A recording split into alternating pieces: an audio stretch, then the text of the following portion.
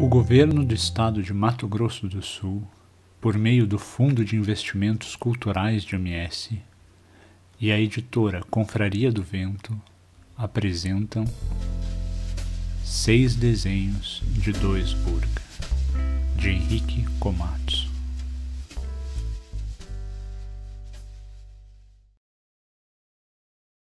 Para minha mãe e para Ken Fonseca, designers que me ensinaram a observar e a falar sobre o que eu via.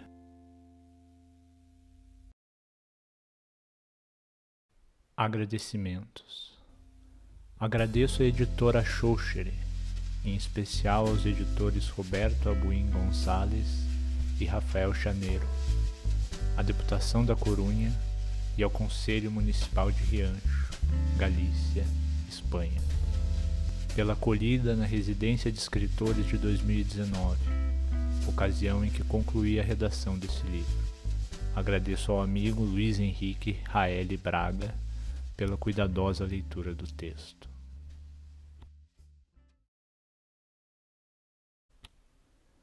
Li, num famoso ensaio inglês, que a principal característica dos celtas era sua rebeldia contra a tirania da realidade. Antal Zerb.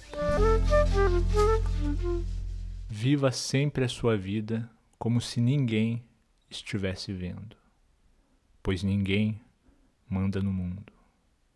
Pierre Betancourt.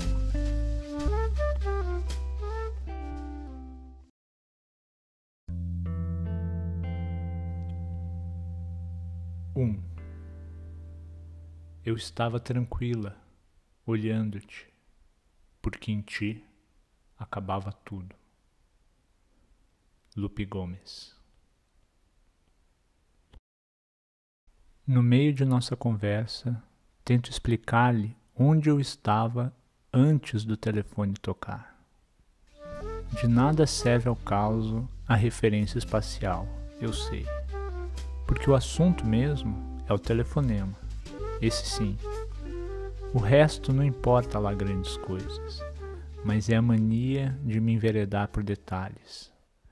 Eu estava sentado na cadeira do meu quarto.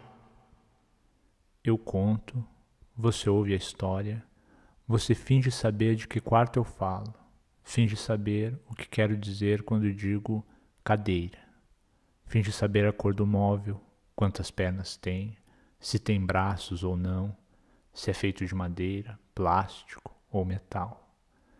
Você finge saber como eu me sentava nessa cadeira que você nunca viu e que decora o quarto em que você nunca esteve. Você finge saber quem eu era, quem eu sou. Eu conto. Então, o telefone tocou.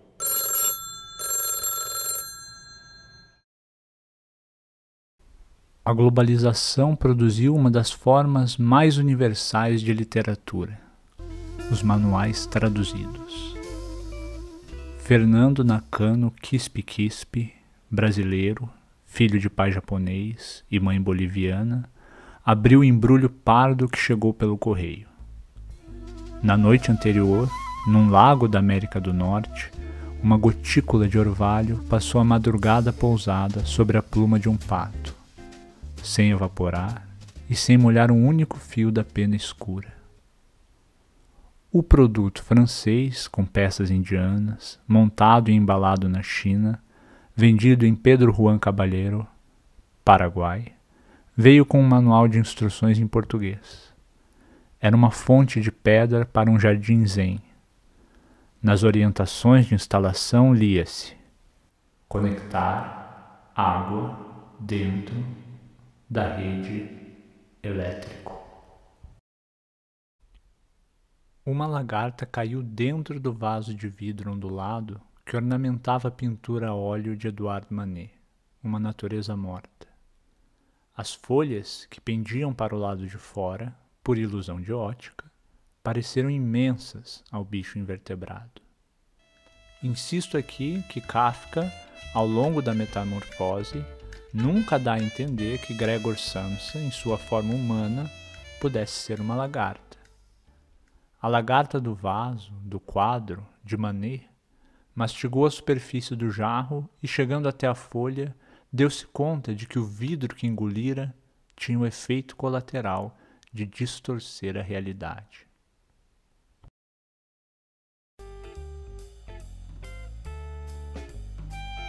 De vez em quando, uma palavra inesperada desponta no meio da frase. É um termo fora do enredo e que destoa dos vocábulos à sua volta. A frase fica meio sem sentido, mas bem por isso ali nos detemos, reparando a sentença com mais cuidado.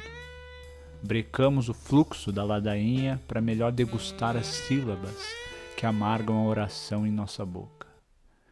E botamos em santa inquisição cada verbete dito até o tropeço da fala, caçando um jeito de encaixar os anômalos fonemas no que vínhamos dizendo em atropelo. Em quarentena, fico prestes a dizer. Como às vezes, ao comer uma banana, mordemos uma semente e nos metemos a esfregá-la pela língua, pela gengiva, pelas bochechas, tentando decifrar o que ela tem a ver com a banana que vínhamos mastigando, antes de darmos a próxima mordida. Fosse Deus um aracnídeo, a realidade seria tecida como uma rede. As pessoas seriam unidas ponto a ponto por fios quase invisíveis.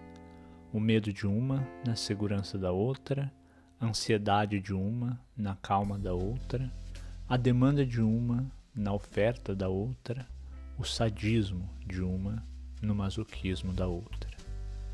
Então viveríamos assim, todos emaranhados nessa rede tramada ao longo do tempo. E mesmo quem rompesse as infinitas teias da vida, viveria arrastando-as, dilaceradas, igual ao véu da noiva, na beira da estrada, na noite da fuga.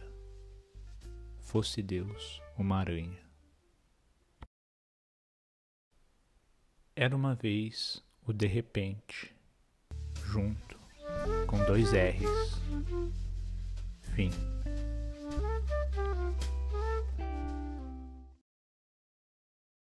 É possível que à frente do leitor haja uma mesa.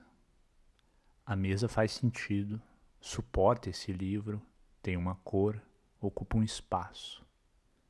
Agora, a mesa pode não existir, então ela é uma mesa pensada, possível, hipotética.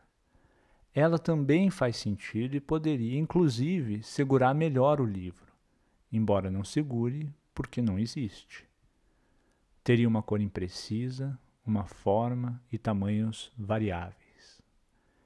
Essa mesa quimérica poderia ser a causa de uma discussão entre o leitor, que a imaginou, e eu, que escrevo esse texto e digo que a mesa imaginada por vós é a mesa onde eu escrevi as próximas linhas que ainda não lestes.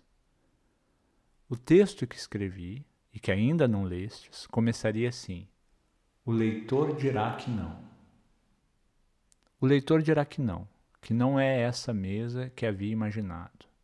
E eu direi que sim, pois a mesa imaginada por vós só foi imaginada por causa daquilo que o leitor leu a partir do 3º parágrafo que eu escrevi. E direi ainda que essa mesa pensada pelo leitor, de certa forma, foi, na verdade, pensada por mim. Por mim, uma pessoa que o leitor desconhece. Então essa mesa imaginária, de repente, passa a ter menos sentido. E mesmo que o leitor tenha diante de si uma mesa concreta, real, mesmo ela, já não faz tanto sentido quanto fazia antes.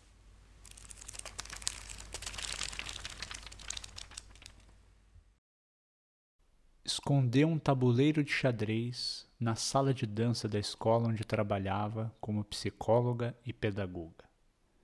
Sabia que as crianças não eram mais ensinadas a dançar ou a cantar, mas a obedecer. Sabia que os corpos não eram mais estimulados à liberdade, nem tinham mais voz. Sabia que a sala de dança estaria sempre vazia e quieta. Combinou com a professora de educação artística de jogar uma partida em celebração à morte da espontaneidade. Seria um jogo longo, tinham tempo. Passariam uma vez por dia na sala de dança e fariam seus movimentos. Uma pela manhã, a outra pela tarde, para adequar a partida aos horários escolares de cada jogadora. Quem faltasse, perderia a vez. Ao final do semestre, a partida encontrava-se pela metade. O jogo foi suspenso. As peças ficaram ali, imóveis, sobre o tabuleiro, no meio do salão de dança. Retornando das férias, notou sobre o tabuleiro, na casa F3, uma rolha de vinho queimada na ponta. Não tocou no objeto. Sua jogada movia o cavalo da casa E5 para C4.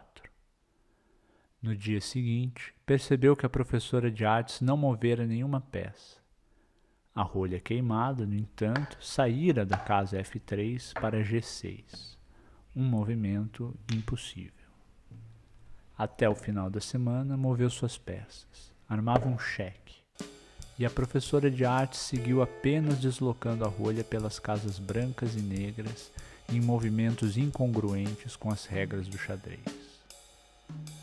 Na segunda-feira, a rolha estava ao lado de seu rei e havia um bilhete sobre a peça escrito: Checkmate.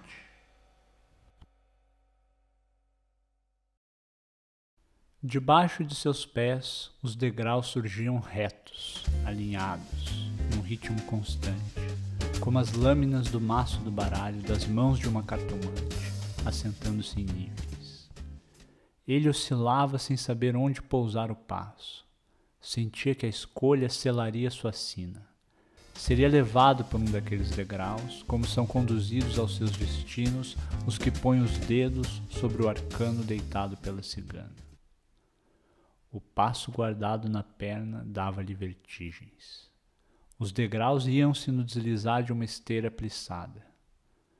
Na praça de alimentação, uma criança perguntou ao adulto que lhe acompanhava se as cobras tinham esqueletos. Pela primeira vez, parando o que estava fazendo, o adulto deu-se conta de que achava que sim, mas não tinha certeza absoluta. Os degraus brotavam repetidos. Um deles tinha um resto de chiclete já endurecido nas ranhuras. Depois deste, passavam-se 7 degraus e surgia outro, com um leve amassado no canto. Na mesma ordem, reapareciam debaixo de seus pés, faixas amarelas pintadas nas bordas, encantando-o como o manejo de lâmina da cartomante. Mas o medo de escolher um degrau, um caminho sem volta, embaralhava-lhe os sentidos. Não se dava conta de que os degraus da escada rolante eram os mesmos, como são os mesmos os arcanos do tarô. A região setentrional da ilha era ocupada por uma vasta população de cães sem dono ou raça. Esses animais não andavam juntos, não formavam matilhas, não se cheiravam, não brigavam, nem brincavam. Cada cão transitava num espaço de raio variável de 0,5 a 7 metros. A zona de trânsito de um não se sobrepunha do outro.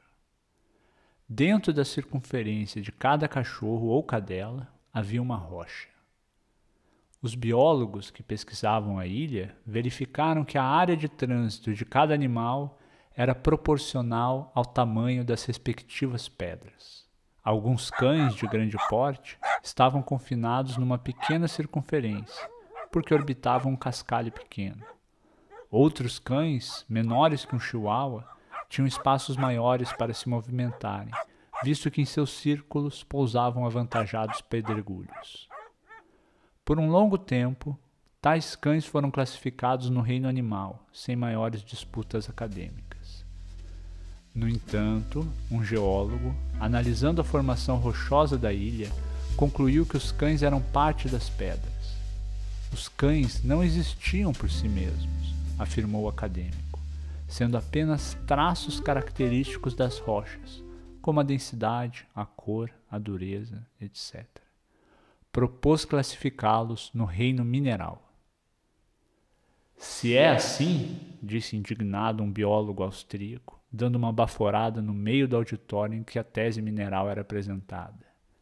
Se é assim, eu não sou um homem, sou uma espécie de charuto.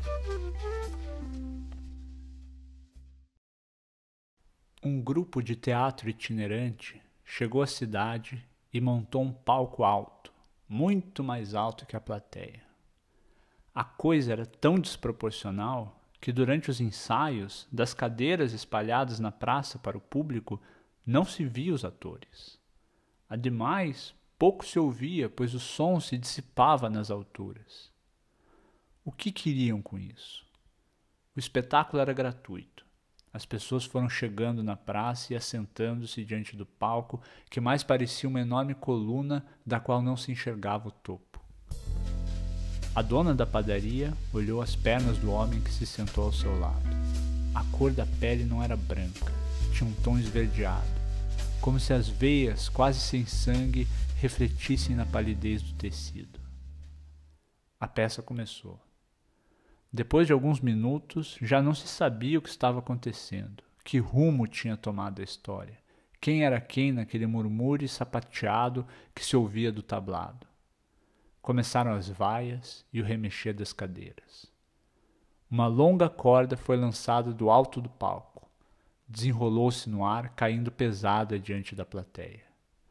Por ela desceu um palhaço que, 2 metros antes de chegar ao chão, parou e gritou para a praça. Esta peça é sobre algo horrível que ocorreu nessa cidade, diante de todos, mas que ninguém viu, porque aconteceu no alto.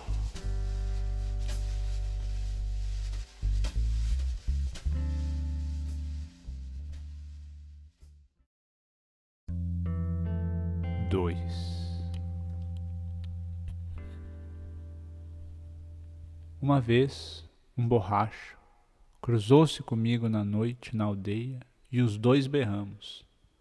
Os 2 devíamos ter porquê. Depois disso, ouvidei-o. Lupe Gomes. Diante da classe, um aluno do 9º ano do ensino fundamental se apruma para declamar um poema. Ele não sabe os versos de cor. A bem dizer, ele não sabe nem o que é uma declamação, nem o que é poesia.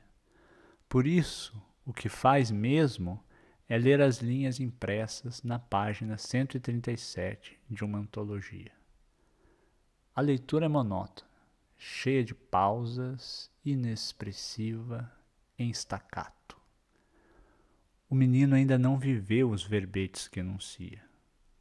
Ao final do 4º verso, a última palavra do último verso se transforma numa xícara de chá quente, pousada sobre um pires de porcelana, cobrindo as estrofes 1ª, 2ª e 3ª. Assim. O aluno não chegou a ler aquela palavra derradeira. Sabia que não era chá, nem quente, nem xícara, nem pires. Era uma palavra cujas letras tinham a forma de um grito no meio da noite na cidade grande. Um grito que ninguém escuta, que a ninguém importa. Com as mãos geladas, diante da sala, diante do verso inacabado, o aluno sabe que grito é aquele, mas não lhe ocorre a palavra que o expressa. Não lhe acode nem a primeira letra dessa palavra emaranhada na arcada dentária. Que verbete era aquele que lhe escapara? Atônito, sem saber o que fazer com o pires, com a xícara, com o livro ou com os olhares de 20 crianças que aguardam o final do verso, o menino ergue a porcelana que se assenta sobre a página e espia para ver se o vocábulo está ali. Não está. As mãos tremem, as louças tilitam sobre a página. O líquido esbarra nas bordas. Uma tragédia se avizinha. De súbito, ele decide tomar a xícara de chá como um modo de declamar a palavra restante. Firma a mão esquerda. A xícara sossega sobre o livro. Abraça a louça com a mão direita, passando o dedo médio dentro da asa de porcelana. Bebe. engole. Sente a palavra descendo-lhe quente pelas entranhas.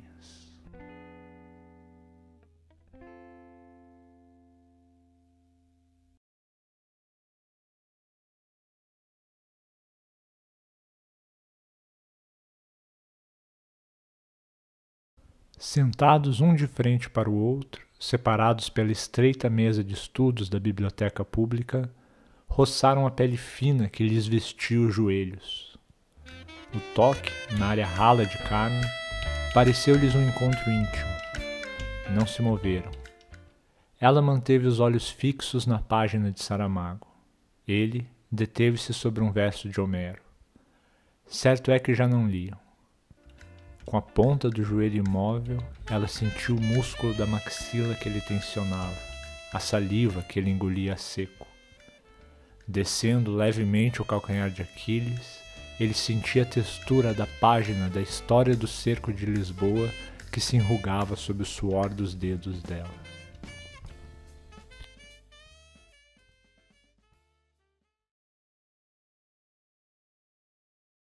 Minhas memórias estão intactas, mas fora de ordem. Eu sei que fui ao dentista, mas não sei se foi antes ou depois do acidente de carro que feriu meus pais. Sei que estive com uma forte dor de dente, mas não me recordo se a dor era anterior ou posterior à minha visita ao dentista. Sei que vi meu dentista no hospital, mas não sei se foi antes ou depois do acidente de meus pais ou se depois da dor de dentes. Sei que chorei. Foi depois de ter visto o dentista ou depois de ter saído do hospital? Enquanto chorava, tinha a mão esquerda sobre a boca. Era para abafar o choro ou a boca me doía? Foi depois de ter visto o dentista ou depois de ter saído do hospital? Não sei se o choro foi da dor de ter extraído um dente ou do medo de perder meus pais. Sei o que aconteceu, mas não sei em que ordem. E como não sei a ordem, eu não sei o que eu senti. Suspeito que minha história não seja a soma de tudo o que me aconteceu.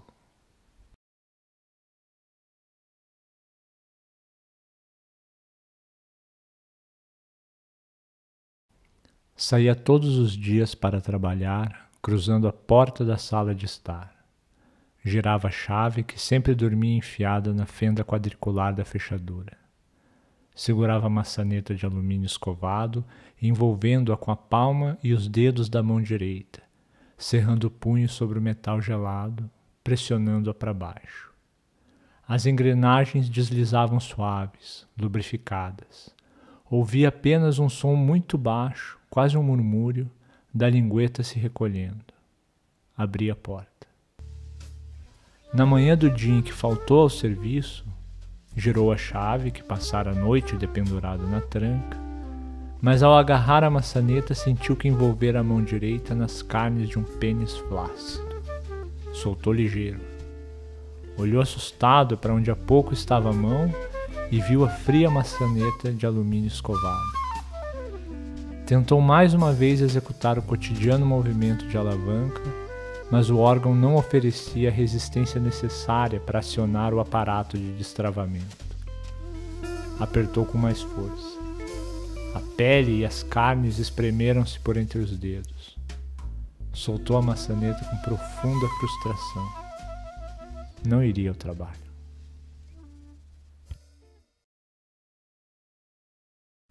Quando pequeno, vi uma cena estranha. Depois disso, pedaços de meu corpo apodreceram. Perdi as 2 escápulas, um naco de meus pulmões, os músculos ao redor da espinha, parte do cérebro, a base do crânio, a bacia, os glúteos em suas porções exteriores e todo o nervo ciático. Eu tinha uma moeda chinesa antiga. Nela havia um furo. As imagens e as letras cunhadas no metal circulavam esse orifício como se o evitassem. O buraco era um vazio no valor da moeda. Perdi também os calcanhares e a planta do pé esquerdo. A visão daquela cena sem sentido deixou crateras de carnes expostas pelo meu corpo. Essas depressões logo foram povoadas por milhares de larvas esbranquiçadas. Os invertebrados preencheram não apenas as carnes e os ossos, mas as memórias que cada porção perdida de meu corpo carregava. As larvas mais externas sofreram mutações específicas para desempenharem a função exógena de proteção térmica e mecânica.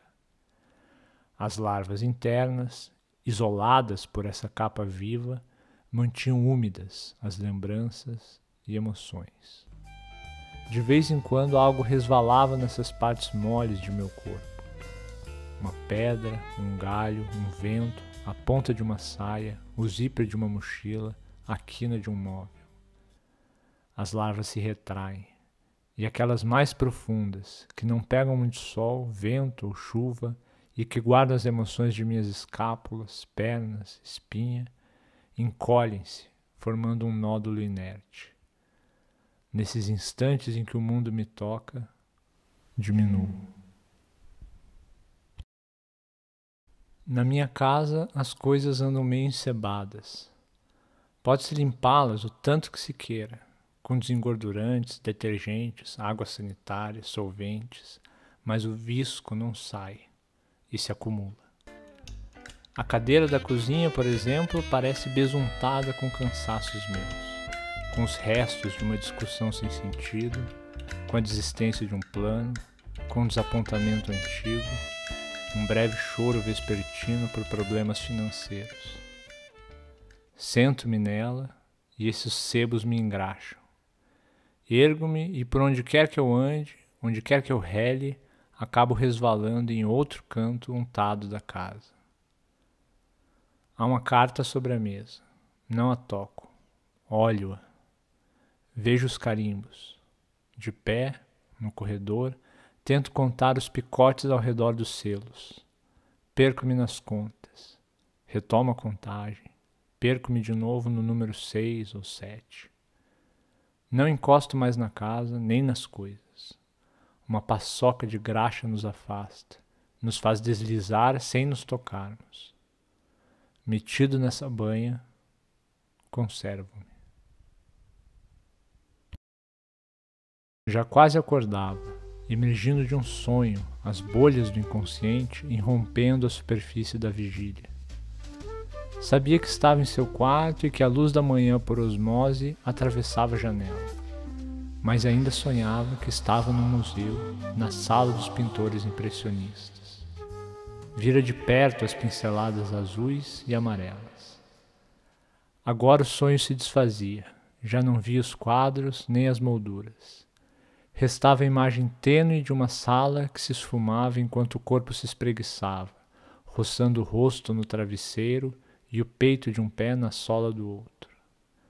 Então, antes de pensar em virar-se para levantar da cama, no último momento em que ainda caía a luz do inconsciente sobre o palco onírico, passou correndo pela sala do museu um homem vestido com roupas beges, casaco azul pendurado no braço e um fone de ouvido enrolado na perna esquerda. Quis voltar ao sonho, mas já despertara. Caminhando por uma feira popular de comidas asiáticas, acotovelando-me entre as gentes que iam e vinham, deparei-me com uma barraca que oferecia caldos terapêuticos, suave exótico e um pouco sexual. Parei à margem da multidão para observar o preparo a céu aberto daquela refeição curativa. Conto-lhes agora o que vi. O cliente, depois de pagar R$20 ao cozinheiro, sentou-se numa velha cadeira de dentista, poída, encebada, colocada ao lado dos ingredientes como uma tábua de cozinha. O cozinheiro então mandou que arregalasse as vistas e pingou 2 gotas de um colírio cor granada em cada olho do rapaz. Aguardou-se 1 minuto. Com um par de hashis, o cozinheiro sacou de dentro dos olhos do cliente alguns filetes de algas verdes escuras e as colocou numa tigela. Eu contei 9 algas pescadas de dentro das pálpebras que se espremiam cada vez que o hashi mergulhava nas retinas. 4 do olho esquerdo, 5 do olho direito. As pessoas ao redor que acompanhavam o preparo apertavam os olhos em agonia, virando-se para o lado. Algumas, ao contrário, nem piscavam. Depois, o cozinheiro pediu que o cliente se virasse para o lado. Nesse instante, vi escorrer das órbitas do rapaz um caldo turvo e abundante que o cozinheiro recolheu na tigela onde estavam as algas. O cozinheiro apertou as órbitas do cliente com os dedos indicador e polegar, como que espremendo-as para tirar todo o caldo, e no mesmo movimento repousou a cabeça do rapaz de volta na cadeira velha e poída. Ao final, o cozinheiro adicionou à mistura algumas ervas picadas que estavam sobre a bancada da barraca e entregou a tigela e os hashis ao cliente, que saiu pela feira comendo a iguaria.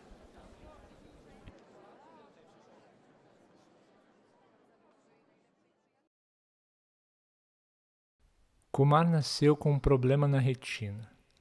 Todos os objetos, todos os animais, todas as pessoas lhe pareciam torcidos. Torcidos como um pedaço de pano, enrolados em torno de si mesmos e delgados nas extremidades. Sua caligrafia, por exemplo, assemelhava-se muito à caligrafia artística árabe, embora lesse e escrevesse em português. Os desenhos e pinturas de Kumar eram sempre dramáticos, cheios de movimentos espirais, mesmo quando pintava uma maçã e uma garrafa sobre a mesa. Ao completar 27 anos, Kumar viu uma mulher entrar no restaurante em que almoçava. Era uma mulher distorcida. Ela era um pano solto, com bordas, textura fina, estampa, e que tremulava no ar. Aquilo lhe pareceu estranho. Kumar foi ao oftalmologista. Na sala de espera, uma menina dobrava uma folha de papel. Dobrava, desdobrava, torcia, até que encontrou um sapo. A menina botou o sapo sobre a mesa e Kumar olhou desconfiado, achando que talvez a menina não tivesse encontrado o anfíbio no papel, mas trouxera-o escondido na mão. Saiu do médico com um par de óculos. De repente, todo mundo se distorceu. A realidade tornou-se um varal cheio de panos, lençóis, vestes, bandoreilando ao vento. Ao passar na frente do restaurante, Kumar viu a mulher sentada em uma mesa.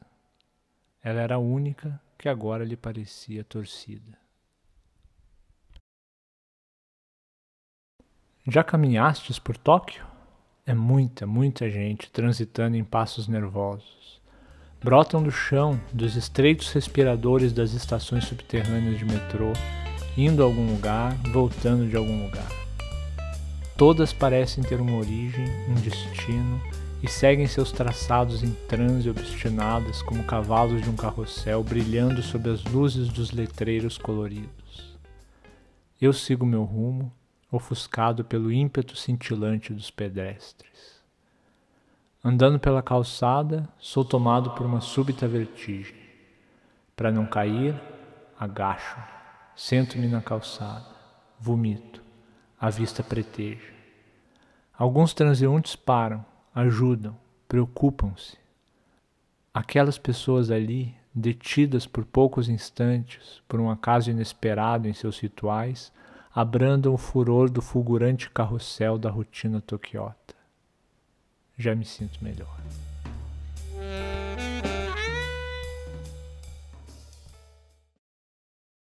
O primeiro beijo, a boca macia. Dentro da boca, o gosto forte de cigarro, de cinzas. O beijo tem a cor da pele acinzentada de um elefante. O cheiro de fumo, a lembrança do orixá. O calor da mucosa, a umidade. A jornada pelas gengivas é úmida. A boca é claustrofóbica como a floresta africana. Na saliva grossa, o sabor de amarula. O rótulo da garrafa com o desenho do paquiderme. Às vezes tocam-se os dentes, os marfins estalam. Inebriada, lenta, a língua desliza pelo elefante líquido que se espalha lento na selva do beijo. 3. É fácil buscar-me nos sítios. Nunca estou em nenhuma parte. Lupe Gomes. Adão viu pela primeira vez essa coisa que o intrigou. Não sabia o nome, o que fazia, se era ou não de comer, se era ou não perigosa. Não sabia sequer se era mesmo uma coisa. Observando-a por meses a fio, notou similaridades consigo. Chamou-a de Adão. Mas olhando-a bem por mais alguns meses, concluiu que não eram assim tão iguais. Chamou então de Não Adão. Manteve-se encantado, ainda assim, com aquilo que se parecia consigo sem ser igual a si. Ao ver o homem tão absorto, Deus perguntou: Que tanto pastoreias uma galinha? Só aí Adão notou o quanto eram diferentes. É madrugada de outono. O halo frio da tela na escuridão do cômodo descobre os contornos de uma mulher. Ela é de um azul crisálida, clarejada pela áurea do monitor. Nada acontece no quarto, no ecrã, no olhar da senhora, nessa adulta. A respiração rareia numa quase apneia, até que a pálida fêmea sente formigas, ínfimas, andando pelos declives da orelha esquerda. São poucas, 2 ou 3 ou 4. Com certeza não chegam a 5. Passam pelo lóbulo, pela parte de trás da cartilagem, pelas dobras que se encaracolam para dentro do crânio. Não as sente apenas com a pele, não. Sente-as com os músculos do pescoço, com os pulmões de repente inflados, com a parte posterior do braço, com o calcanhar de Aquiles, com as costas entumecidas, como se o corpo fosse uma enorme teia que tem por centro a orelha onde sapateiam os insetos. Tenta tocá-los com a mão direita, em vão. Já estão abaixo da pele, emburacados nos infinitos gargalos de um formigueiro cavucado nos subterrâneos de suas carnes, preparando-se para as noites de inverno. O ar se vicia, estagnando nos alvéolos. A mão se afasta da orelha fria, a tela azul oscila. Nada acontece. Dentro do ouvido uma cigarra chia. A mulher, a senhora, a adulta, a fêmea na noite de outono, expira.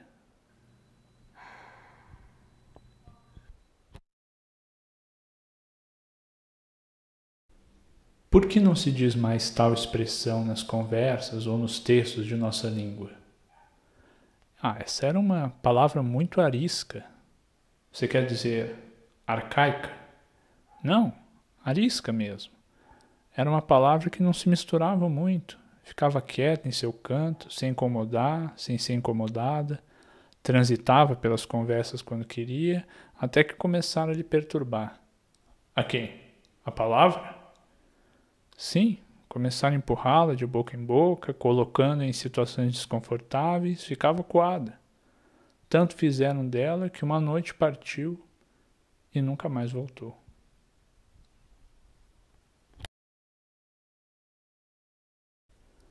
Um velho advogado, minucioso na redação de suas petições, deixou sob a guarda do sócio seu testamento. Morreu. Abriu-se o documento. A primeira cláusula determinava a interpretação restritiva das disposições. Cada cláusula, cada parágrafo, cada inciso deveria ser interpretado em sua literalidade. A cláusula 7ª dizia: os bens e valores da herança somente serão divididos entre os herdeiros após a devida ressurreição. Era evidente o erro de digitação. O termo correto seria reavaliação, tendo em vista a oscilação de valores a que estavam submetidos os bens deixados pelo defunto. Uma cláusula de ressurreição, argumentou o filho do meio, também advogado, seria contraditória à própria ideia do direito de herança. Uma das filhas lembrou que o pai vinha se dedicando a escrever um livro sobre os últimos dias de Jesus Cristo. O editor de textos, provavelmente, havia corrigido a palavra mal digitada reavaliação pelo termo ressurreição, mais utilizado recentemente. Tudo era muito plausível.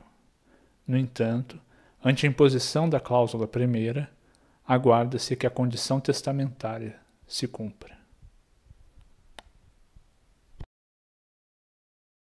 O homem escrevia na areia uma longa história. Aquela área do deserto, além de uma rota comercial, era um corredor de ar, por onde regularmente deslocavam-se caravanas e ventos. Um comerciante que sempre ia por ali parou e disse ao homem que grafava areia: "Escuta, quem por aqui passa não se detém muito. Isso não é um destino, mas uma passagem. E há o vento. Eu teria que ficar aqui contigo, letra a letra, para saber o que escreves. Só que eu tenho meu rumo. Sobre o que é a história? Sobre a minha vida." Por um instante, o vento parou de soprar e o comerciante pôde ler a palavra tinta, escrita na areia. E logo o vento voltou.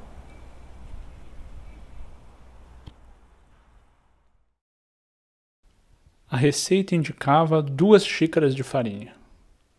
Fora ao supermercado comprar o ingrediente com uma amiga.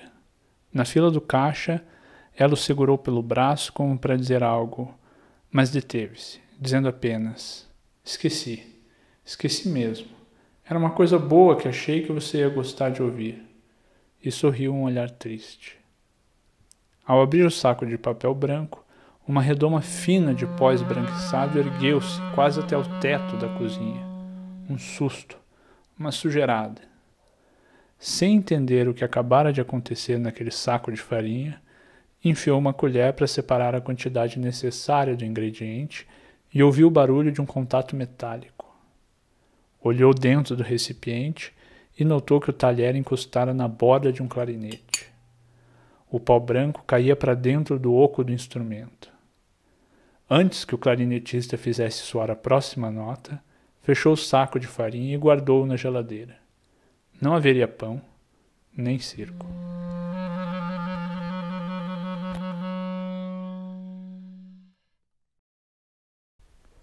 No fundo do mar, acharam a caixa preta da aeronave.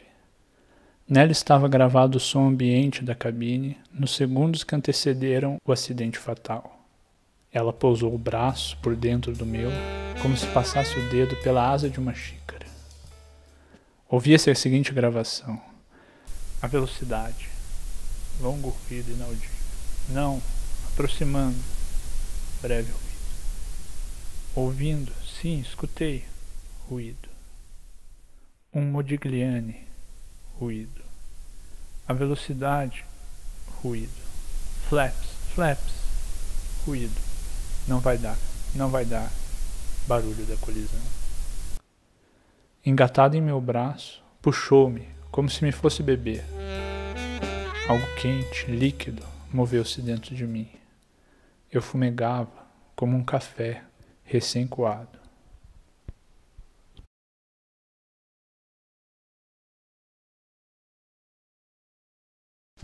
Duas pessoas se abraçam no meio do largo, no meio das gentes.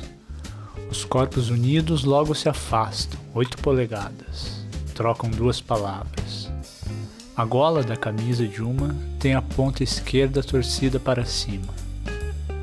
Olham-se, paradas, inquietas, partem caminhando juntas, para longe da praça. Parece-me que houve um excesso nessa cena, uma sobra entre o instante em que chegaram andando e o momento em que andando partiram. O abraço não seria o bastante? Não seriam as palavras? Ao menos uma delas não foi dita de balde? Os olhares talvez tenham sido redundantes. A inquietude dos corpos não foi algo demasiado? A gola amassada da camisa, a sincronia dos passos na saída da praça não lhes pareceu desnecessária? Pensando bem, não havia uma pessoa demais?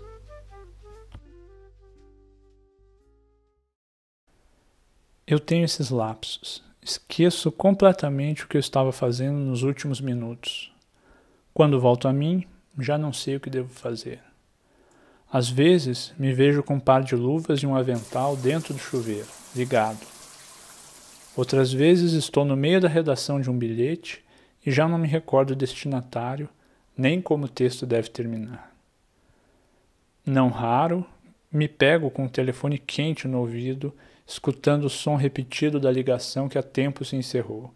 Tu, tu, tu. Não sei com quem falei ou o que falei. Foi um telefonema de amor? Estava na linha com alguma assistência técnica, um call center? Desentendi-me com um desafeto? Pedi uma pizza? Não sei sequer o que eu deveria sentir ao desligar o telefone. Hoje tive um desses lapsos. Quando voltei a mim, estava mastigando algo. Não sabia o que era, áspero, meio duro, alcalino. Cuspi, era um pedaço do braço de minha cadeira. Desenvolveu uma doença que não podia ser diagnosticada. Isso porque, a cada médico que visitava, a doença assumia outras características, resultando em diagnóstico diverso a cada consulta. O primeiro médico concluiu que tinha pneumonia. Buscou uma segunda opinião. A médica que lhe atendeu deu-lhe o diagnóstico de ruptura do ligamento do joelho esquerdo.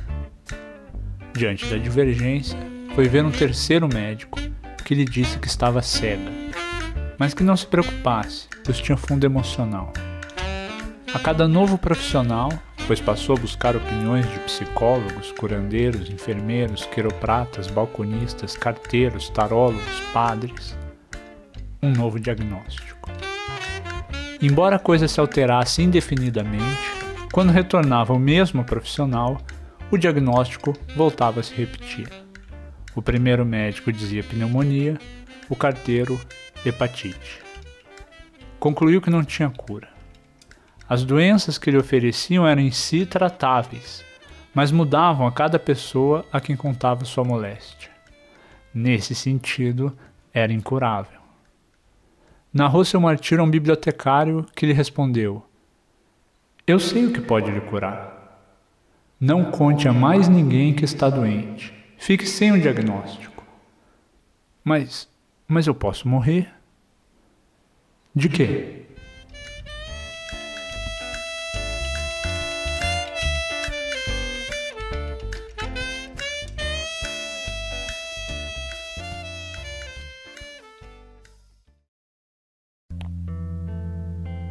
Quatro.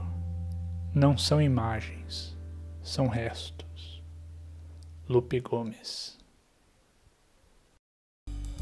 Ela carregava por todo canto que ia um barquinho que media 1 polegada de popa a proa, meia polegada de estibordo a bombordo e 3/4 de polegada da quilha ao convés.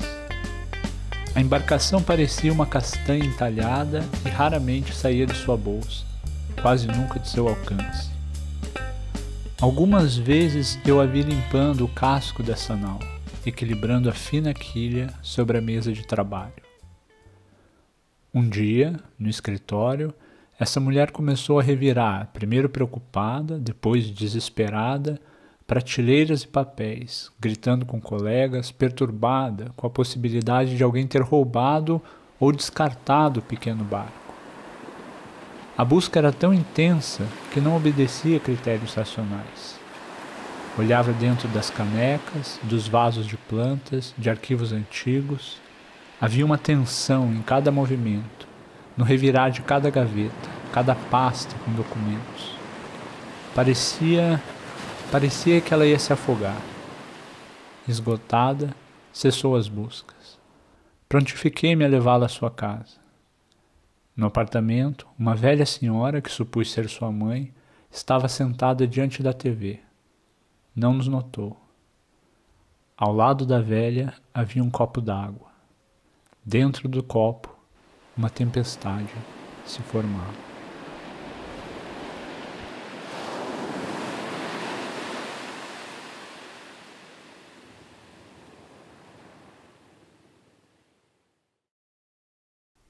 Na ilha de Darwin, de vez em quando, surgem certos animais que, por não fazerem sentido na geografia, na fauna, na flora e no clima, logo desaparecem. Essas criaturas compõem a fauna fugaz da ilha. São como atos falhos numa conversa. Têm nomes esses bichos momentâneos, mas são expressões que não se encaixam no discurso insular e são prontamente esquecidos.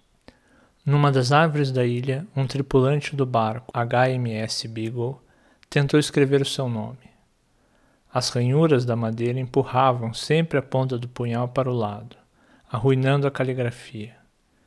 Desistiu na primeira letra, que parece um D maiúsculo, como em Deus. A última serpente que integrou a fauna fugaz, por não mais que 3 versículos, teve como nome Ambidestro. Ontem, em um grupo de algoritmos anônimos, conheci meu eu lógico. Esse quase ser falava aos demais de suas inconsistências. Soava sincero. Sentei-me ao fundo e observei-o durante o evento. De início, todos os algoritmos que entraram naquela sala, cedida pela paróquia, pareciam incompletos, desfragmentados, mal amarrados. Foram se ordenando de maneira meio aleatória. As ações eram instáveis, as respostas inconsistentes. Só que os dados esparsos, as funções, aos poucos foram se aprumando e logo, não me perguntem como, pois eu não compreendia bem a linguagem que falavam, cada qual parecia ser um indivíduo inteiro. Aparentavam ter gostos e vontades claros, coerentes, o que a mim jamais ocorrera. Meu algoritmo parecia saber inclusive o que estava fazendo ali, com seu próprio tempo, com seu próprio anonimato. De repente, o mais anônimo era eu. Cocei meu couro cabeludo que pinicava. Nos recantos da sala, notei outras pessoas que não participavam da reunião. Pessoas que também estavam ali observando seus eus digitais, apreensivas, remexendo-se, incomodadas. Saíram como eu saí, constrangidas, às pressas, sem falar com ninguém, meio escondidas. No centro da vila havia um poço. Ali, naquele reservatório de água, os habitantes jogavam moedas e faziam pedidos. Numa noite insone, olhei pela janela de casa e vi o poço, negro. Desci as escadas no silêncio da madrugada, levando comigo um tostão. Na borda da água, parei e formulei o meu desejo. Queria dormir. Fechei os olhos e lancei o metal. Ao reabri-los, pude ver inúmeros outros pedidos que me espiavam submersos. Dentre eles, não pude reencontrar o meu. O ornitólogo esperava a chuva passar para voltar a observar os pássaros na região setentrional de Madagascar. Sob a lona da cabana improvisada, pôs-se a ler a Bíblia, livro de Mateus. Notou que havia algo de errado na impressão do seu exemplar. Palavras estranhas se imiscuíam no texto conhecido. O versículo 3º do capítulo 7º, por exemplo, dizia: Porque você, pantanoso cisco, que está no olho do seu nenhum apoio, e não se dá conta da viga que está em aliados pós-olho. Era uma Bíblia antiga, que sempre carregara consigo. Releu o versículo e o texto continuava truncado. De repente, algumas palavras tremeram sobre a folha. O ornitólogo supôs já estar com a vista cansada. As palavras lentamente saíram da linha em que estavam, passeando pela página seguinte. Era um pequeno camaleão que, por certo, não sabia ler.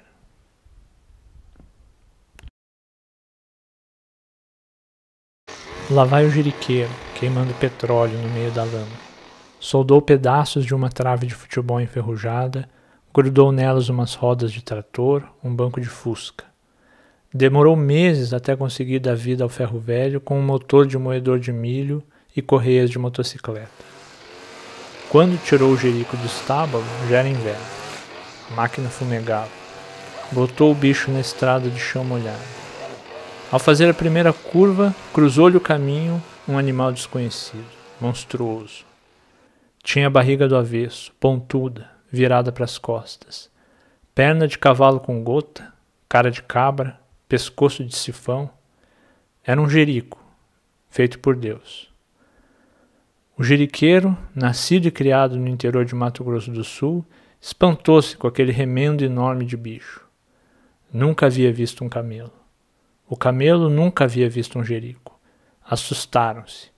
O camelo, atingido nas canelas, atravessou as traves mal soldadas e o peso da corcova matou o jeriqueiro. Era um circo que chegava na cidade.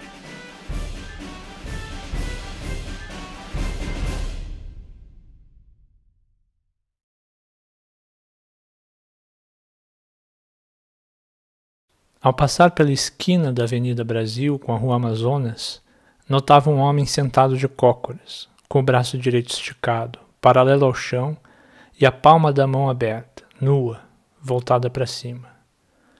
O braço esquerdo repousava dobrado sobre os joelhos. Durante anos viu aquele homem acocorado na esquina, paciente, com o braço estendido e a palma virada para o céu. Pensava que o sujeito era um pedinte, um mendigo. Até que um dia, distraído, olhando para o outro lado da rua, tropeçou no braço em riste do acocorado. Nervoso com a queda de sua rotina, gritou: "Por que diabos mantém esse braço esticado, que tanto pede nessa vida?" Retomando sua posição de cócoras, o homem respondeu: "Minha mão esticada não pede nada. Ela segura. Está fraca depois de tantos anos, mas como pode, segura." "Segura o quê? O que é que há anos não deixa cair?" A sua atenção.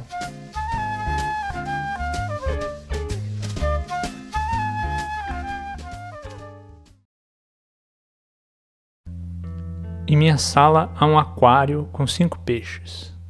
Certo dia, sobre esse aquário caiu uma luminária. As paredes de vidro trincaram, mas não se romperam. Examinei com cuidado as trincas para ver se delas não escapava nenhuma gota. Concluí que não havia riscos. O aquário podia ficar como estava. Só que passei a deixar as janelas da sala fechadas, atento à vibração do vento. Mantinha o rádio e a TV em volumes mais baixos, administrando as vibrações do som. Ao alimentar os peixes, colocava a ração com cuidado na superfície da água, com medo que as marolas fizessem tremer o vidro. Os próprios peixes do aquário pareciam mais tensos, com os olhos mais esbugalhados. Pareciam nadar com mais cautela, sem chegar muito próximo do vidro trincado. Quando eu saía da sala, olhavam-me apreensivos, como se talvez não voltássemos a nos ver. O que vazava pelas trincas era a tensão dos animais, que se viam através do vidro rachado.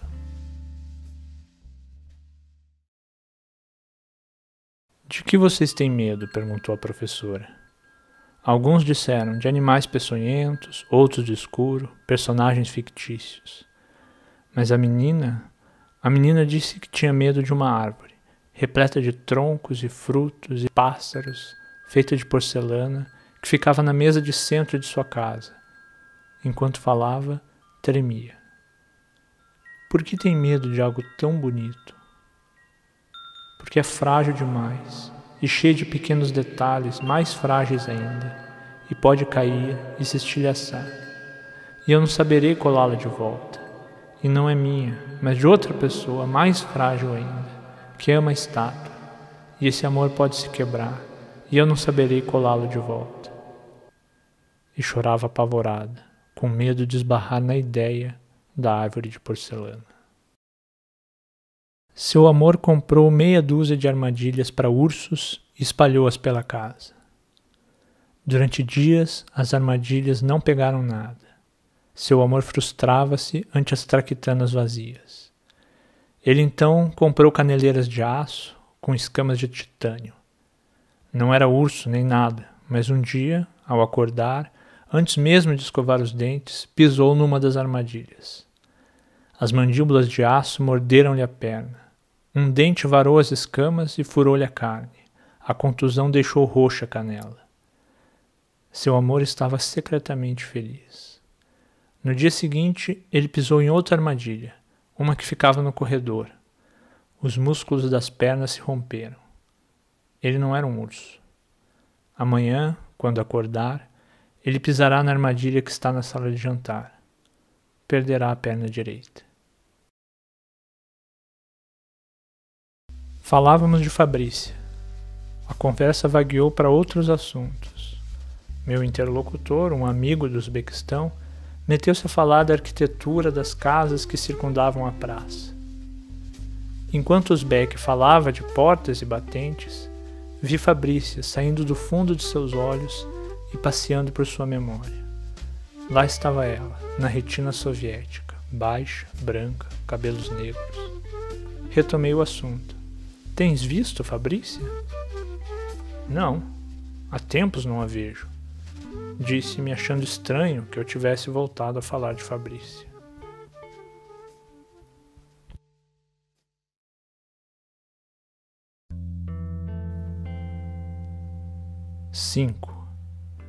Tenho que andar de um lado para o outro, correndo, porque já nada é semelhante a si mesmo, e só nos envolve a cadeia da palavra. Lupe Gomes. Os recém-nascidos asiáticos de origem mongol chegam sempre ao mundo com manchas azuis pelo corpo. Manchas mongóis. Quando crescem, as manchas se atenuam ou mesmo desaparecem.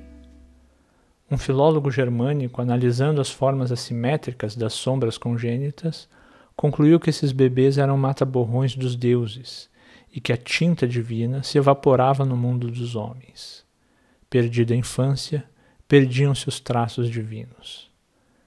Iniciou uma busca mundial por bebês mongóis em que se pudesse ver resquícios do que haviam escrito os deuses. Amigos e estudiosos argumentaram que, mesmo que encontrasse tais traços divinos, poderiam ser traços sobrepostos, referentes a erros distintos. E, se as crianças eram mata-borrões, as letras estariam distantes uma das outras, pertencendo a palavras, páginas ou mesmo livros diversos. O alemão respondia que os deuses escreviam na eternidade, sem antes ou depois. E se chegaram a errar, essas falhas cósmicas indicariam o inconsciente divino, que poderia ser reconstruído por sua pesquisa. Ao longo de sua vida, encontrou um ou outro bebê com borrões menos difusos, com traços que lembravam caracteres mongóis. Chegou a reunir, depois de 4 décadas de buscas, 6 possíveis ideogramas que não formavam palavra alguma. Eram manchas que agora carregava consigo para cima e para baixo.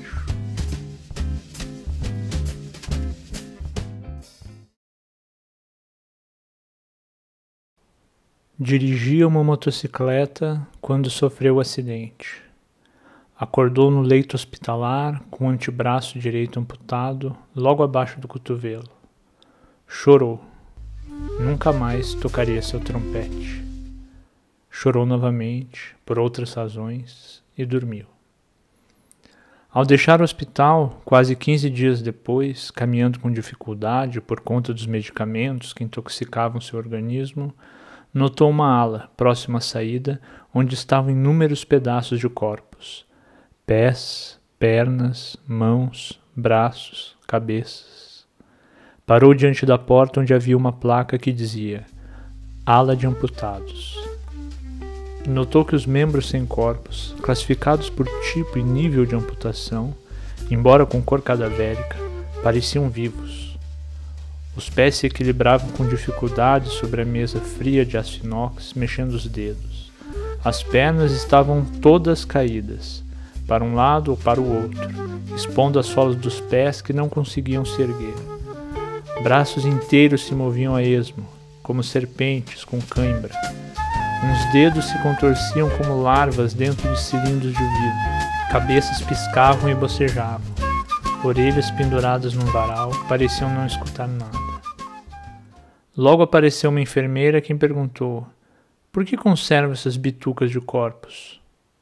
A mulher lançou-lhe um olhar de assombro e desgosto. Fechou a porta e saiu indignada com a pergunta que tomara como uma piada de absoluto mau gosto. Pôde ouvi-la resmungando. E pensa que é ele o amputado. Saindo do hospital, ergueu o braço direito, num movimento inconsciente para coçar a cabeça. Foi um ato falho. O toco do braço, envolto em gases, sambou no ar e voltou para o lado do tórax. Ficou com a coceira na cabeça.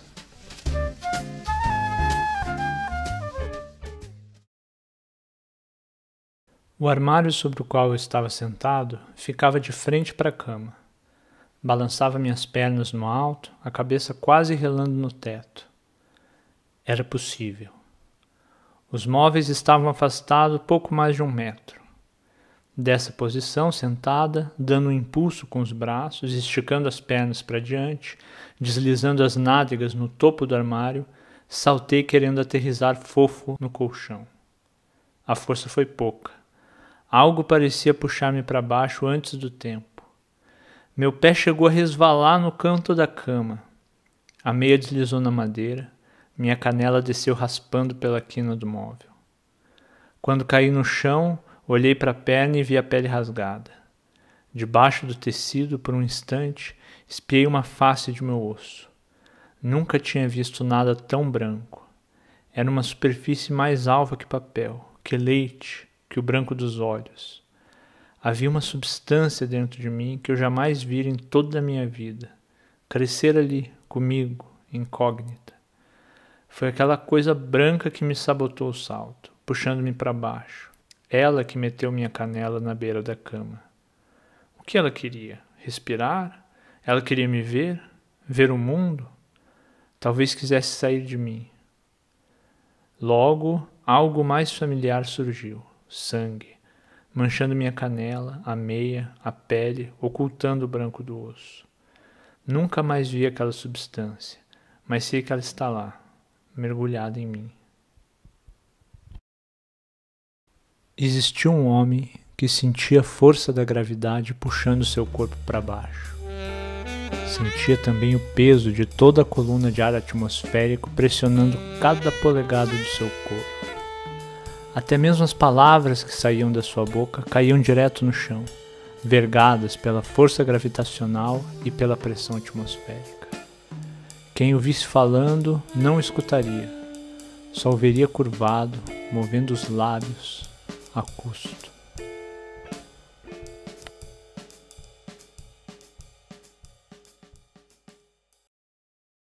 Estou mal.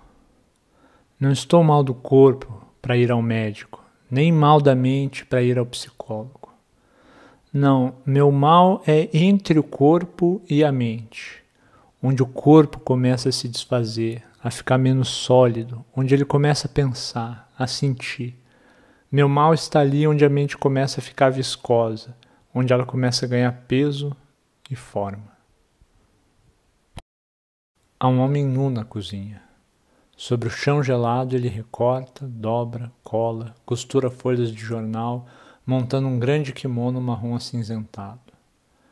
Nos velórios, nas casas funerárias, não há dúvidas sobre quem é o cadáver, sobre quem está vivo e quem está morto.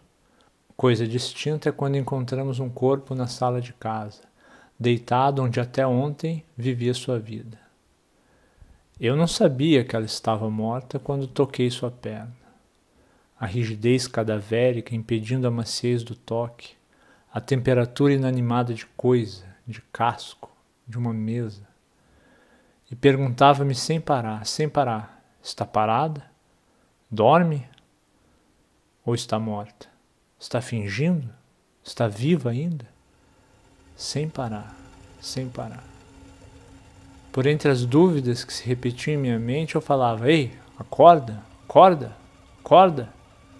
e cutucava a prancha de madeira. No fogão ao lado do homem, uma chaleira apita. O homem espera a água alcançar a temperatura correta e a cola secar nas folhas de jornal. Guarda os restos de papel e fios. Num único movimento amplo e sutil, veste o kimono de notícias, propagandas e opiniões. Em gestos contidos, prepara o chá quente em um bule de cerâmica. observa as ervas em infusão. Ajoelhado, o homem serve a bebida quente em 2 xícaras de cerâmica. O jornal se abre nos ombros, nas costas, na cintura. É possível ouvir o som das folhas se rasgando. O vapor solta-se da boca da xícara até encontrar o ar revolto dos suspiros do homem que observa o chá. Aos poucos, o calor escapa do barro. O homem se despe e dobra o retalhado quimono de papel. Com os 2 pés sobre as páginas rasgadas, nu, ele se banha com a água quente do chá, ensopando as notícias.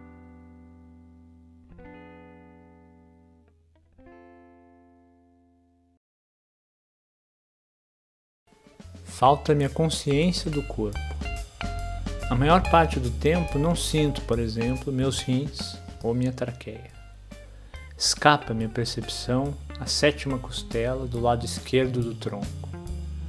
Se me dissessem, tua 7ª costela canhota não é um osso, mas uma mulher, assim e assim, vive contigo, está a teu lado a cada respiração tua, eu diria, não sei quem é.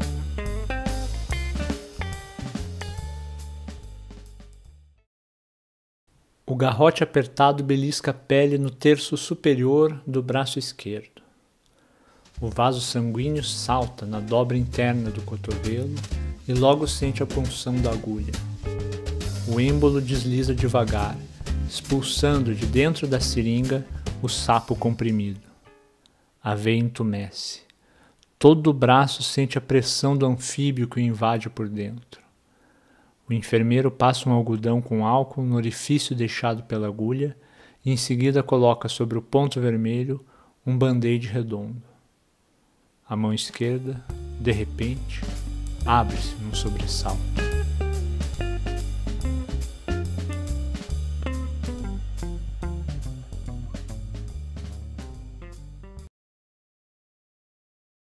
Por anos habitei o sótão de meu corpo. Não lembro como ali entrei, mas uma vez acomodado, fui ficando. O piso desse cômodo atravessava meu pescoço na base do pomo de Adão, uma seção transversal. Toda vez que eu caminhava pelo tablado, sentia um nó na garganta. O teto acabava logo na tampa do crânio. Com esse pé direito baixo, eu vivia agachado, movendo-me quase de cócoras, ou como um quadrúpede, por entre as tralhas que eu ia juntando na cabeça.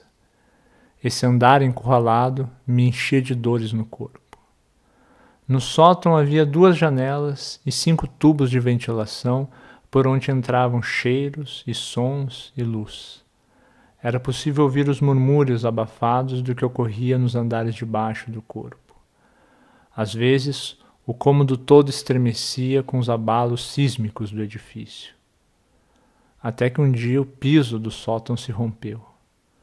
O peso da prancha que me atravessava o pescoço e de tudo que eu havia amontoado sobre ela, ocupando o sótão até a tampa do crânio, fez ruir um a um os patamares inferiores.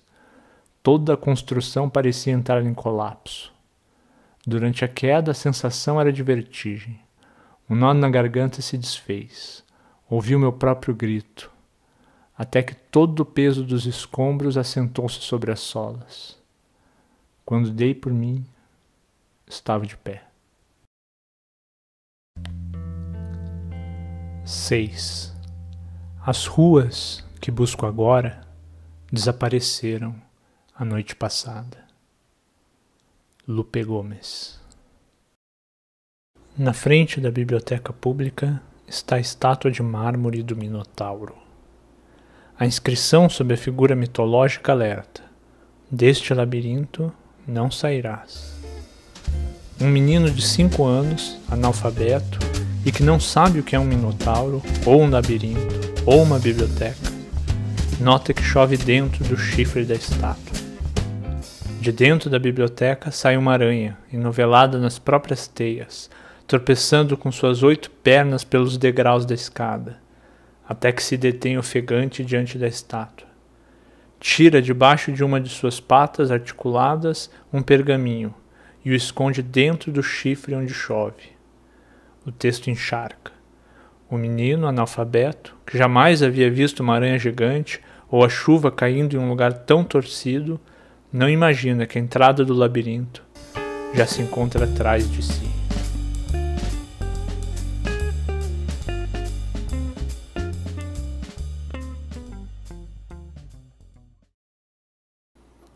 Se um elefante atravessasse o teto da repartição pública, batendo as asas diminutas num voo inconstante, e arrancasse a laje de concreto, derrubando 2 paredes e 3 divisórias de drywall, arrastando toda a fiação elétrica e os móveis da secretaria, um servidor público, sem sair de sua mesa, o mataria com uma raquete elétrica chinesa.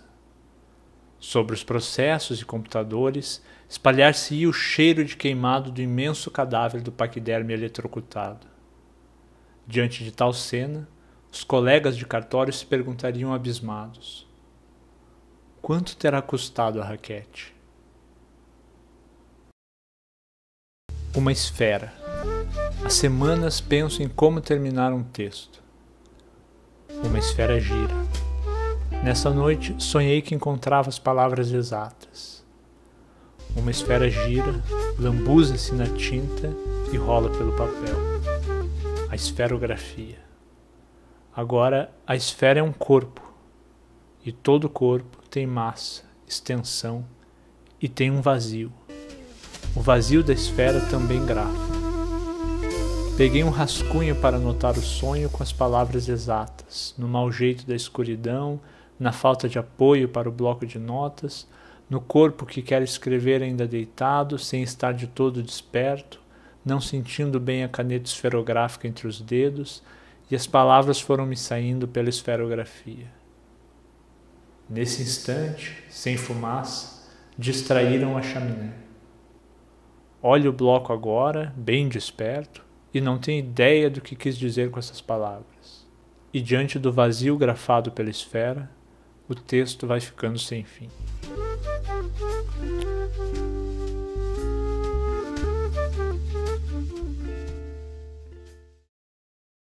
Ato 1, Cena 1.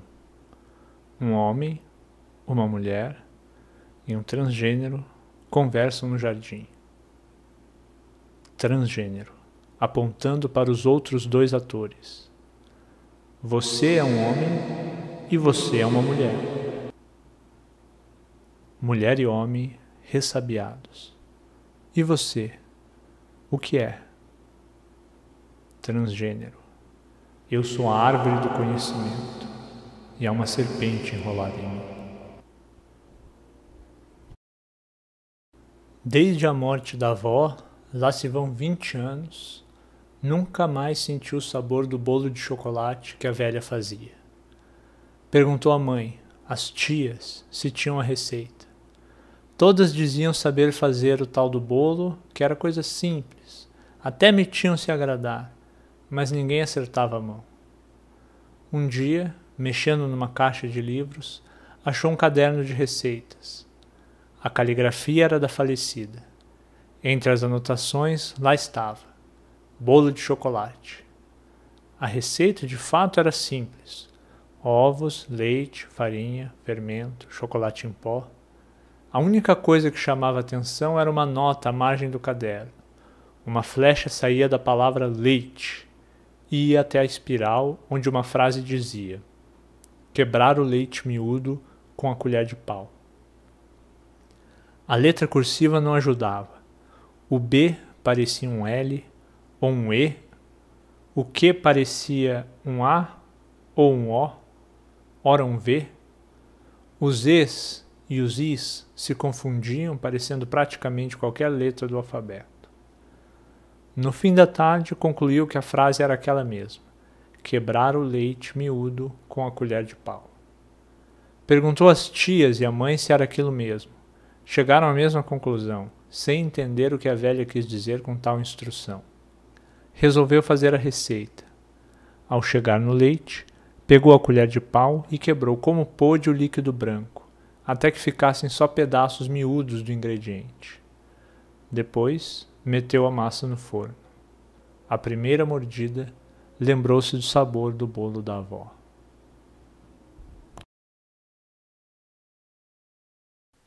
A vítima passou por aqui? O senhor se lembra? O senhor a viu? Sim, não. Aqui passa muita gente. Eu estou sempre aqui na frente, porque a gente tem que estar sempre de olho e vejo passar, estando por aqui. O senhor reconhece essa mulher? O nome dela é Tânia. Eu quero saber se ela passou aqui. Ela foi morta anteontem.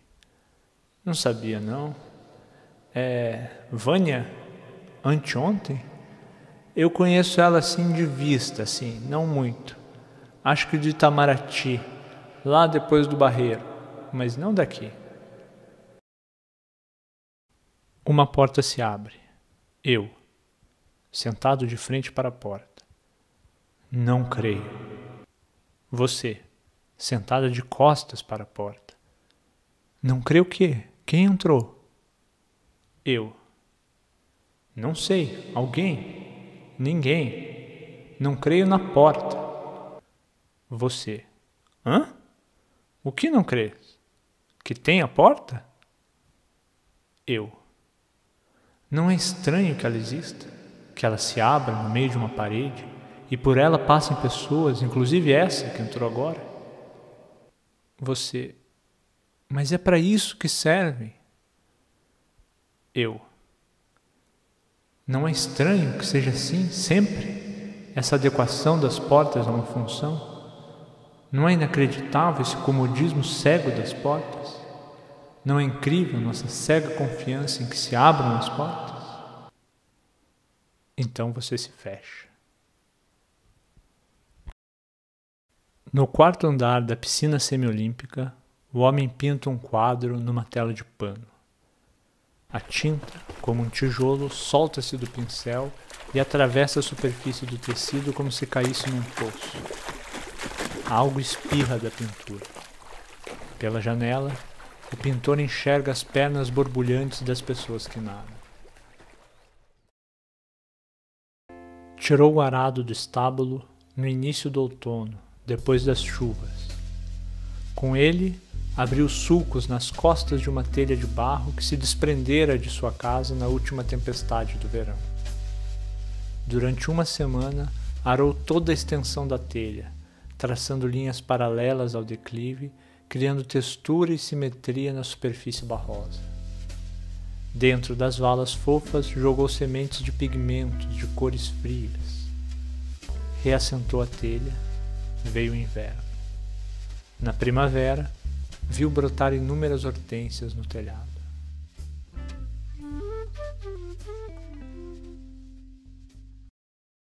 O cronista de nome João acompanhava de perto os acontecimentos que se desdobravam naquele canto inóspito do mundo. João pressentia que algo digno de relato estava se sucedendo ali no palmilhar de cada pedaço de chão entre a Judéia e a Galiléia. Naquele dia, depois de uma manhã percorrendo o trecho, a peregrinação havia parado na Samaria. Fazia calor, sol a pino. João sentou-se numa sombra enquanto seu companheiro de viagem se aproximou de um poço d'água. Os demais haviam saído à cata de comida. Nada de extraordinário poderia sair de um poço d'água, ponderou, e deixou os ossos se acomodarem. Quando deu por si, seu companheiro estava de prosa com uma mulher com quem sequer deveria falar. Eis um escândalo que não poderia passar despercebido por um cronista da época. Um judeu e uma samaritana. João ergueu-se num pulo e chegou perto de onde a prosa corria. Jesus confidenciava à mulher: aquele que beber da água que eu lhe der, nunca mais terá sede. A água que eu lhe der, se fará nele uma fonte de água jorrando para a vida interna.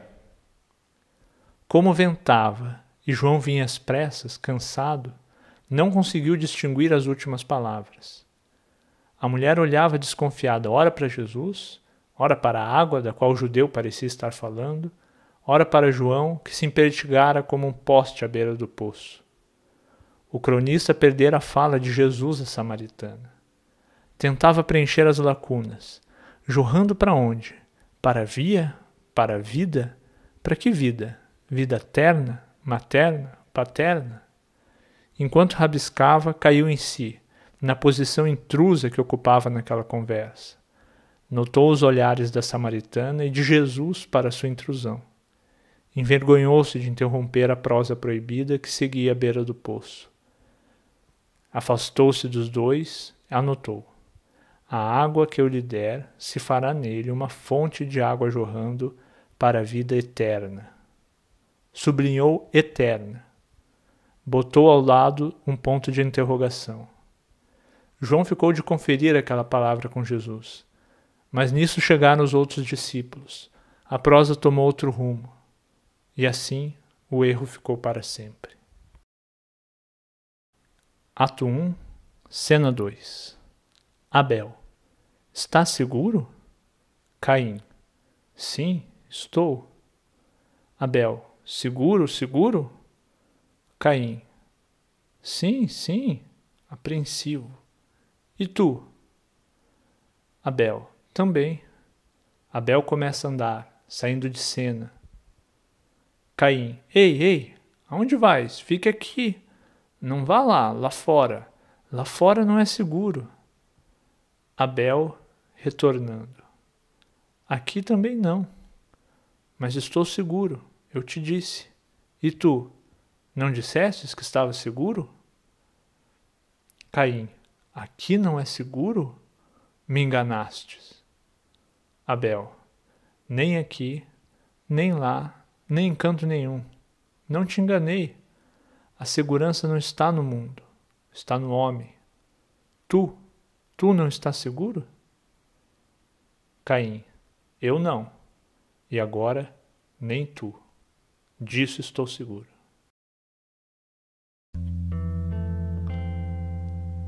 Zero. Correr. Costa abaixo, chocando com os cornos das vacas. Lupe Gomes. A história dos inícios é sempre fascinante. A cegonha, o barro, a costela, o ovo, o nada. A vida surge dessas coisas tão à toa. As narrativas dos começos surpreendem e encantam pela sucessão improvável de palavras. Eu explico. Nada parece haver de extraordinário se digo que fui à feira, comprei 2 maçãs, 3 cenouras e 1 quilo de aipim. As palavras feira, comprei, maçãs, cenouras, quilo e aipim, bem como os numerais, sucedem-se uns aos outros naturalmente. Os significados de cada substantivo, de cada numeral, completam-se sem ruptura, construindo um sentido palatável à frase. Fui à feira e comprei tal, tal e tal. Não há nada de desconfortável nessa oração. Entendemos com clareza o que ela indica, o que ela quer dizer. Nenhuma das palavras ordenadas na frase causa hesitação, incerteza ou perplexidade. É como ver uma fila de estudantes uniformizados, alinhados por ordem de altura, aguardando o sinal tocar. Entendemos quem são, onde estão, o que fazem e por que o fazem daquela maneira. Agora, há frases em que as palavras enfileiradas são estranhas umas às outras. É como se tivessem sido forçadas a entrar na proposição, a contragosto, como uma fila formada por uma criança de 5 anos, seguido de uma cabra, um armário, um caixa eletrônico, um padre católico, uma dançarina de flamenco e um antigo moedor de café. Imagine essa fila. Você consegue encaixar alguns elementos de maneira razoável, mas não todos, sendo mesmo desconcertante tentar explicar por que estariam arranjados assim, em fila. Justamente por causa dessa falta de coerência, nos pegamos contemplando intrigados aquele amontoado de gente, bicho e coisas, alguns talvez incomodados de estarem ali, tentando manter-se na posição, ajustando-se a cada instante, com movimentos contidos, aguardando algo que não sabemos o que pode ser. Pois há frases que são como essa fila. Quando digo, abriu-se uma ponte pêncil na parede de concreto da cabana. O verbo abriu não parece estar numa relação harmoniosa com a palavra pontifício, que por sua vez soa deslocada em uma parede de concreto, que por fim, em muitas culturas, é inconsistente com cabanas. Algo na sentença, nessa sua desconjuntura, nos absorve a atenção, como ocorre com as lendas dos começos. O fascínio dessas histórias brota da relação improvável entre o elemento que dá início à narrativa, geralmente algo banal, como uma cegonha, e o que dele se segue, a vida. Algo que não deveria e nem poderia estar ali, de repente, contrariando o bom senso, dali brota, como o coelho branco de uma cartola negra acetinada. A sensação de quem ouve a fábula é que alguma coisa deixou de ser dita. Algo não foi bem explicado. Nossa razão sente que perdeu algum passo do raciocínio e fica buscando onde foi que o pensamento tropicou. A frase soa de tal modo estranha que é mesmo de se pensar que quem elaborou esses contos sobre o surgir das coisas estava com preguiça de melhor aprumar os detalhes do acontecido. Então Deus pegou um punhado de barro, moldou o homem e soprou-lhe a vida dentro das narinas. Como é? Deus pegou barro, homem, sopro, vida, narinas.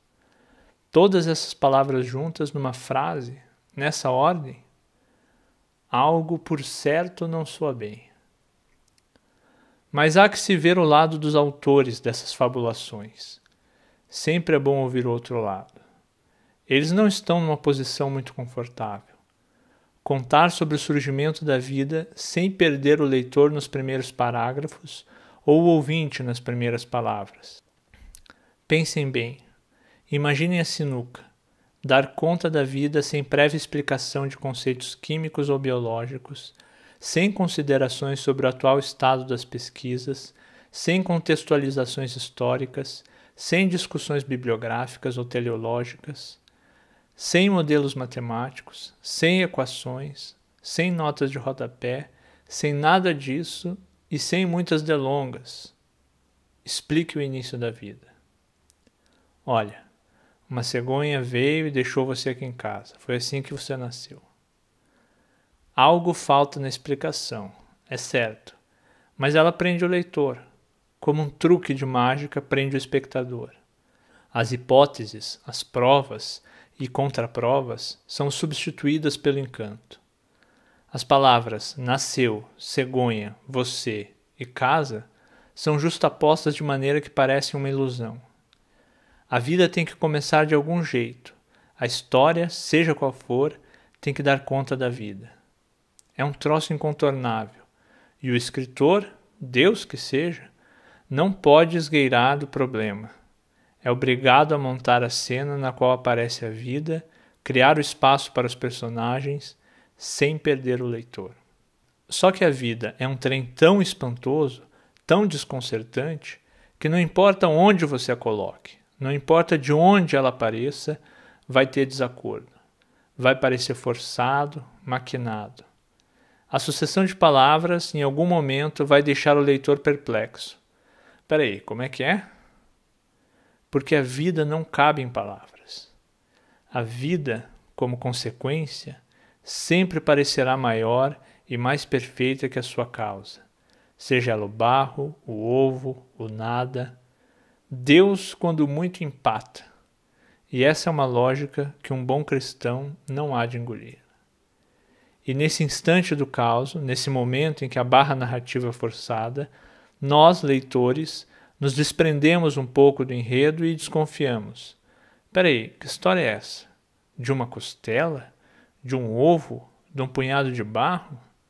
Certeza? Diante do titubeio do leitor, resta ao autor não perder a compostura e seguir com a mentira. A mentira fundamental é a vida. A história dos inícios consiste em empurrar a vida coisas adentro, palavras adentro, seja como for. Agora, nós toleramos essas estripulias narrativas porque nós queremos uma história com um começo, um meio, um fim. E sem o começo da vida, não é possível uma sucessão de fatos até um fim. Não é história. e a coisa toda perde o chão, perde o sentido. Por mais mentiroso que pareça o surgimento, a força da vida se impõe porque queremos que a história prossiga e tenha um sentido. E uma vez surgida, mesmo que a fórceps, a vida segue seu caminho. A narrativa prossegue. James Joyce, ao contar o início da vida do personagem Dédalus, colocou em questão esse constrangedor problema narrativo. No primeiro parágrafo do retrato do artista quando jovem, a vida surge com uma vaca. Joyce nos diz: era uma vez uma vaca, moo cow. Na verdade, tudo começa não com uma vaca, cow, mas com o som de uma vaca, moo, ou melhor, com a relação entre a vaca e o seu som, moo cow, que é a maneira como nos ensina o sentido das coisas no início de nossas vidas. Olha o uau, olha o piu-piu, olha o mu-mu. Nenhuma das coisas que nos surgem, por mais simples que sejam, nem mesmo uma vaca, tem muito sentido. Imagine uma criança vendo pela primeira vez o enorme mamífero ruminante desconhecido. O que é aquilo? Dá-se uma palavra ao bicho, uns sons. A vaca, o animal, o seu som e o nome vaca não têm relação nenhuma entre si. E, no entanto, nos contentamos com a informação. Olha o mu-mu. Agora, há uma distância abissal entre o animal cão, cheio de pelos, patas e dentes, o som do latido, au-au, e o nome cão, 3 letras, uma consoante, 2 vogais. O fato de irmos colocando essas coisas juntas não faz muito sentido. E esse jeito de inaugurar as coisas do mundo, mu-mu, piu-piu, au-au, vaca, pintinho, cachorro, é tão fascinante quanto dizer que a vida, capaz de gerar outras vidas, surgiu de uma costela. Se pensarmos bem, cada palavra é um absurdo. Por ser assim, o início de Joyce parece justamente apontar que essa história de começos não tem sentido. O início da vida do personagem Dédalus começa assim, com uma moo cow. A vida começa com o sentido das coisas, das palavras, da relação entre as palavras e as coisas. Ou melhor, começa com a falta de sentido dessas relações. Once upon a time, and a very good time it was, there was a moo cow coming down along the road, and this moo cow that was coming down along the road met a nice little boy, named Baby Tuco. Numa tradução livre para a nossa língua, era uma vez, e era uma vez bastante agradável, uma vaca, moo cow, que vinha caminhando pela estrada. E essa vaca, moo cow, que vinha andando pela estrada, conheceu um simpático menininho chamado Bebê Tuco. Arrisquei-me a traduzir a frase sob pena de deixá-la mais sem sentido. Se você, leitor, já ponderou sobre o absurdo de chamar uma vaca de moo, já deve ter imaginado o despautério que implica dizer que little boy seja um menininho, ou que once upon a time signifique era uma vez. Deixando de lado a loucura que é uma tradução, temos que no primeiro parágrafo do retrato do artista, o que vem anunciando a vida na história de Joyce é o som da coisa, a coisa e o sentido do som da coisa, desconjuntados, soltos. Então Joyce não somente encara o problema do início da vida, mas ele o aprofunda. A vida, de acordo com o escritor irlandês, não começa com sentido, mas com a falta de sentido. Nesse curioso primeiro parágrafo do retrato do artista, está a proposta de que o que se inaugura nas histórias sobre a vida é a falta de sentido que lhes é característico. Eis, definitivamente, um outro jeito de se dar o pontapé inicial à narrativa. No retrato do artista quando jovem, o problema da origem não se resolve com palavras. Ao contrário, O problema do início são justamente as palavras. O problema das histórias são as palavras.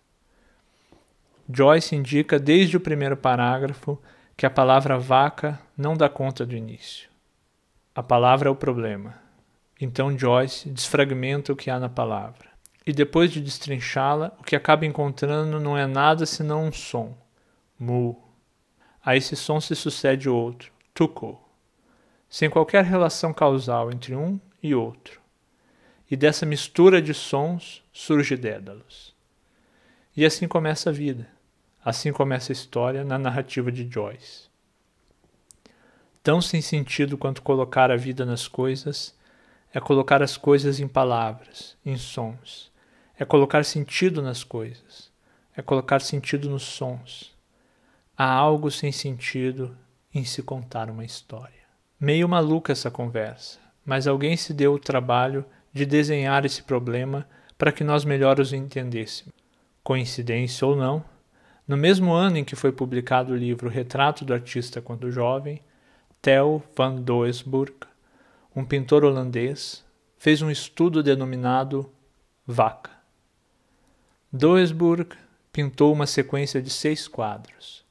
No primeiro, esboçou uma vaca bastante realista, no qual é possível ver o volume do quadril do animal, seu peso sobre o solo, a curva da coluna vertebral, o contorno do crânio, a distância do bicho do horizonte, detalhes da vegetação ao redor, enfim, uma vaca, ou o desenho de uma vaca.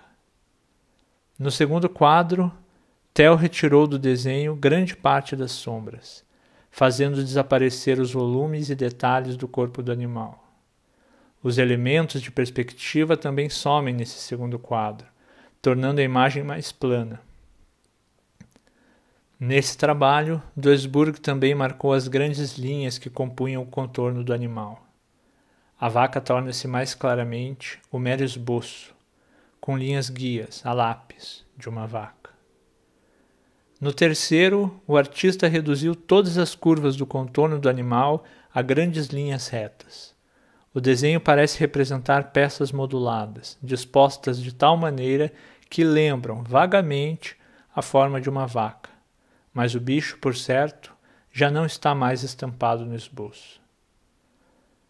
No quarto quadro, Doesburg rearranjou as linhas retas em formas geométricas, elementares, retângulos, triângulos, quadrados. A tela agora são apenas retas que se cruzam. No quinto, acrescentou cores às formas geométricas. No sexto e último quadro, separou as formas, preenchidas com cores primárias, espalhando-as pela tela. No sétimo quadro, desconstruído o mundo, Doesburg descansou. A vaca de Doesburg virou formas, linhas e cores, perdendo seu sentido. A vaca de Joyce virou som.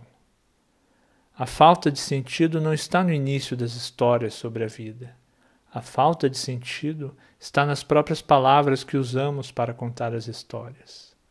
A falta de sentido está na vida. Se não estiver entendendo o que digo, eu desenho.